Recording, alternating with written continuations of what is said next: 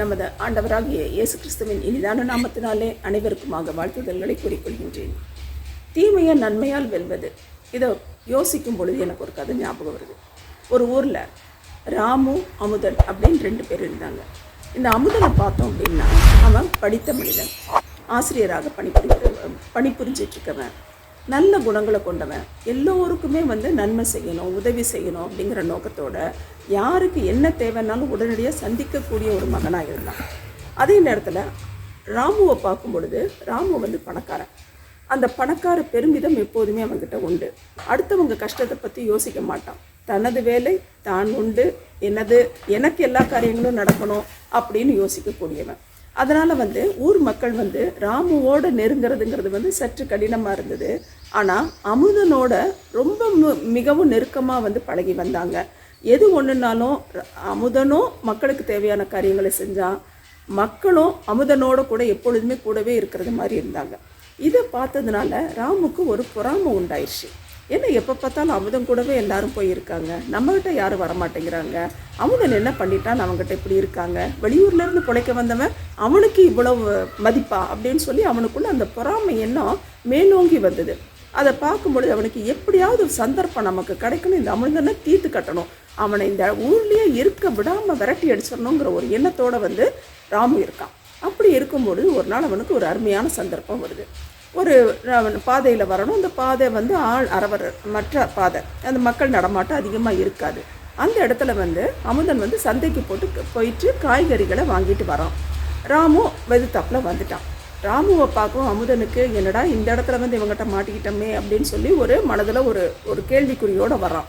ராமுக்கு பயங்கர கொண்டாட்டம். தனியாக மாட்டிக்கிட்டான், இன்றைக்கி இவனை தீர்த்து கட்டிடணும், இவனை எப்படியாவது நம்ம மடக்கி இவன் மேற்கொண்டு நம்ம பாதையிலேயே வராத மாதிரி பண்ணிடணும்னு சொல்லி ஒரு யோசனையோடு முன்னாடி போகிறான். போயிட்டு என்ன அமுதா எப்படி இருக்க அப்படின்னு கேட்குறான். நல்லா இருக்கேன் சொல்லுங்க அப்படிங்கிறான். சரி பாரு, இப்போ நான் உன்கிட்ட கேள்வி கேட்க போகிறேன், அந்த கேள்விக்கு நீ ஒழுங்கான பதில் சொன்னேன்னா நீ மேற்கொண்டு இந்த ஊரில் ஒழுங்காக இருக்கலாம், பிழைக்கலாம். நான் கேட்குற கேள்விக்கு நீ தப்பாக பதில் சொல்லிட்டேன்னா இந்த ஊரை உடனடியாக காலி பண்ணிவிட்டு நீ வெளியே ஓடி போயிருந்து இங்கே இருக்கக்கூடாது அப்படின்னு சொல்கிறான். இதை கேட்கவும் அமுதனுக்கு கொஞ்சம் கஷ்டமாக இருந்தது. யாரும் இல்லாத ஒரு சூழ்நிலை, தனியாக மாட்டிக்கிட்டோம், இப்போ அவன் என்ன கேட்க போகிறானோ என்ன சொல்ல போகிறோமோ தெரியலையே அப்படின்னு சொல்லிட்டு மனதுக்குள்ளே அப்படியே அமைதியாக யோசிச்சுட்டு இருக்கான். நான் கேள்வி கேட்க போகிறேன் கேட்டுக்கோ அப்படின்னு சொல்லிட்டு அவன் கையில் ஒரு பூசணிக்காய் இருக்குது. இந்த பூசணிக்காயோட எடை என்ன, இப்போ நீ கரெக்டாக இதோட எடை என்னங்கிறத சொல்லிட்டேன்னா உடனே சும்மா விட்டுருவேன், உன் பாதையில் இனிமேல் வரவே மாட்டேன்.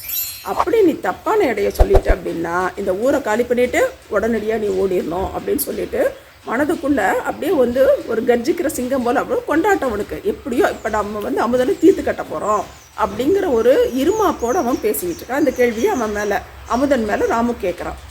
அமுதன் அப்படியே ஒரு நிமிஷம் யோசிக்கிறான், என்ன பதில் சொல்கிறது அப்படின்னு சொல்லிட்டு ஒரு நிமிஷம் யோசிச்சுட்டு அதுக்கப்புறம் சொல்கிறான், இதோட இடங்கிறது வேறு ஒன்றும் கிடையாது, உன் தலைக்குள்ளே மூளை இருக்குல்ல, மண்டைக்குள்ளே மூளை இருக்குல்ல, அந்த மூளையோட எடை என்னவோ அதுதான் அந்த காயோட எடை அப்படின்னு சொல்கிறான். இதை கேட்கவும் ராமு அதிர்ந்துட்டான்.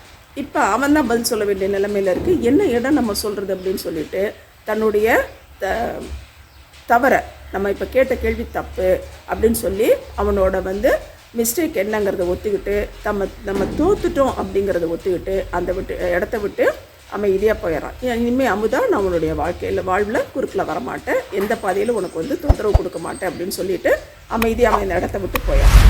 அதனால் எவ்வளவுதான் நமக்கு எதிர்ப்புகள் வந்தாலும் சரி, எவ்வளவுதான் நம்ம மேலே பொறாமை கொண்டவர்கள் நமக்கு எதிராக சூழ்ச்சிகள் செஞ்சாலும் சரி, சூழ்நிலையில் நம்ம அவங்களுக்கு எதிராக அவங்களுக்கு சரிக்கு சமமாக நம்ம நிற்காமல் அமைதியாக போய் ஞானத்தோடு செயல்பட்டோம் அப்படின்னா எல்லா காரியங்களையும் வெற்றி கொள்ள முடியுங்கிறதுல எந்த சந்தேகமும் இல்லை. இந்த நேரத்தில் நீதிமொழிகள் 14:18 பார்க்குறோம், பேதையர் புத்தியீனத்தை சுதந்திரிக்கிறார்கள், விவேகிகளோ அறிவினால் முடிசூட்டப்படுகிறார்கள். அப்போ விவேகத்தோடு நம்ம இருக்கும் பொழுது அறிவினாலும் சூட்டப்படுவோங்கிறதுல எந்த விதமான சந்தேகமும் இல்லை. அதனால் எப்பொழுதும் நம்ம கர்த்தருடைய வார்த்தைகளை பெற்றுக்கொண்டு விவேகத்தோடு நடந்து நம்ம வெற்றியை சுதந்திரித்து கொள்ளணுங்கிறது எங்களுடைய அன்பான வேண்டுகோள்.